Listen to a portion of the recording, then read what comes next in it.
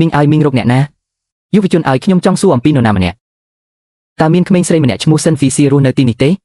សេនជាប្រពន្ធខ្ញុំអ្នកជាមនុស្សសង្គមនិយមខ្ញុំជាម្ដាយរបស់កូនតើអ្នកបាននិយាយអ្វីខ្ញុំឈ្មោះខឹកឃីឡន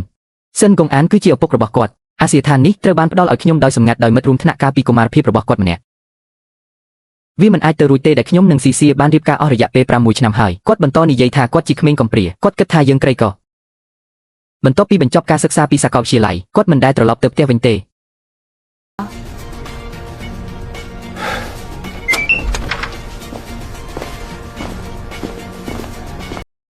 មីងសូមអង្គុយចុះ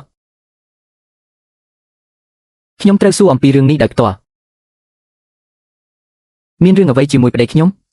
ឥឡូវនេះខ្ញុំនឹងសួរអ្នកតើឪពុកម្ដាយរបស់អ្នកពិតជាបានទៅចោលអ្នកមែនឬហេតុអ្វីបានជាអ្នកសួររឿងនេះភ្លាមឥឡូវនេះមានមនុស្សចាស់ម្នាក់កំពុងអង្គុយនៅក្នុងផ្ទះរបស់យើងគាត់បាននិយាយថាគាត់ឈ្មោះ Chakillan ម្ដាយរបស់អ្នកតើគាត់បានរកឃើញកន្លែងនោះដោយរបៀបណាដូច្នេះគាត់ពិតជាម្ដាយរបស់អ្នកមានយីវសូមឲ្យខ្ញុំពន្យល់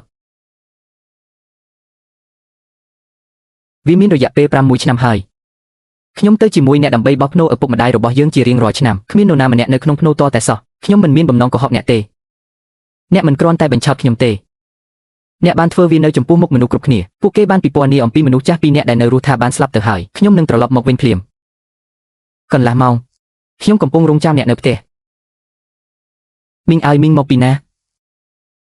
មកពីស្រុកយុនលីងវាត្រូវចំណាយពេលជាង20ម៉ោងដោយរថយន្តអ្នកបានមកតែម្នាក់ឯងខ្ញុំបានបដូរឡានក្រុង3ដងវាបានចំណាយពេល3ថ្ងៃដើម្បីធ្វើដំណើរហេតុអ្វីបានជាអ្នកមករកខ្ញុំភ្លាមម្ល៉េះមានអ្វីខុសនៅផ្ទះទេ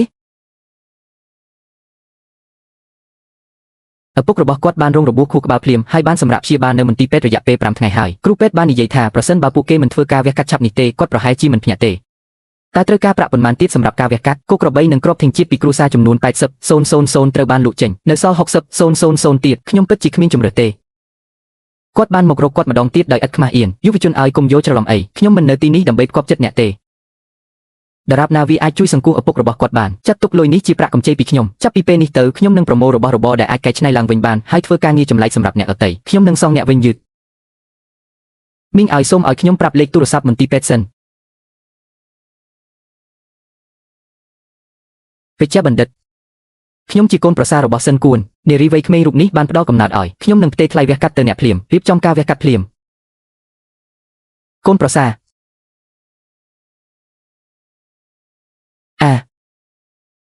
តើមេត្តារបស់ព្រះមហាក្សត្របានបង្កបញ្ហាអ្វីដល់អ្នកទេ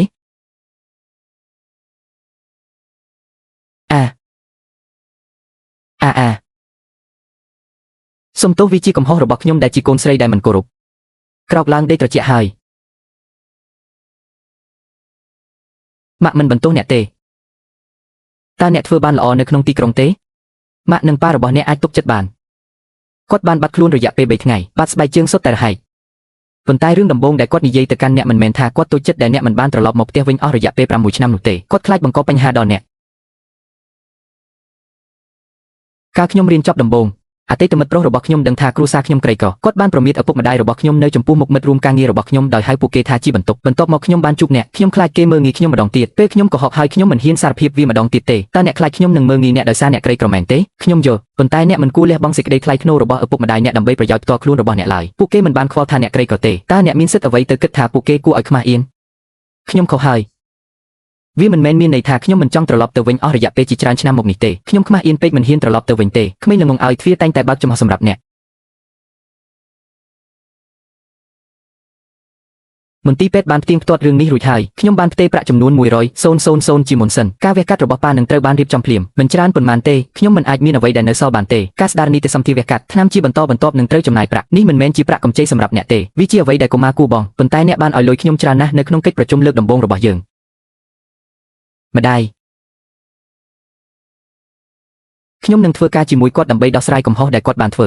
ប៉ុន្តែប៉ានៅតែស្ថិតនៅក្នុងមន្ទីរពេទ្យការសង្គ្រោះជីវិតមិនអាចរងចាំបានទេតោះយើងត្រឡប់ទៅជាមួយគ្នាវិញយប់នេះម៉ាក់ខ្ញុំនឹងទៅផ្ទះជាមួយម៉ាក់ខ្ញុំនឹងទទួលខុសត្រូវចំពោះការជាសះស្បើយពីការវះកាត់របស់ប៉ានិងជីវិតនាពេលអនាគតរបស់គាត់អ្នកមិនខ្លាចយើងនឹងទាញអ្នកចុះទេអ្នកនិងប៉ាបានចិញ្ចឹមកូន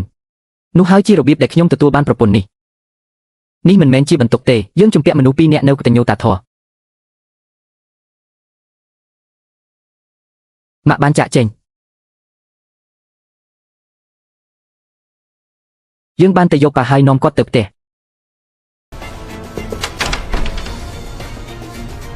我们接爸回家。 ភាពក្រីក៏មិនដែលគួរឲ្យខ្មាស់អៀនទេវាពិតជាគួរឲ្យសោកស្ដាយណាស់ដែលឃើញនរណាម្នាក់មើលងាយឪពុកម្ដាយរបស់ពួកគេដែលបានផ្ដល់ជីវិតដល់ពួកគេនិងចិញ្ចឹមបីបាច់ពួកគេឪពុកម្ដាយមិនគួរខ្លាចជាអតីតកាលលាក់កំបាំងសម្រាប់កូនរបស់ពួកគេឡើយផ្ទុយទៅវិញពួកគេគួរតែត្រូវបានស្វាគមន៍ត្រឡប់មកវិញជាសមាជិកគ្រួសារដោយសេចក្ដីថ្លៃថ្នូរនិងកិត្តិយសពូនឹងមីងនៅមុខអេក្រង់ប្រសិនបើដៃគូរបស់អ្នកបានលាក់វីទុកជាសម្ងាត់ពីឪពុកម្ដាយរបស់ពួកគេរយៈពេល6ឆ្នាំតើអ្នកនឹងជ្រើសរើសអភ័យទោសទេ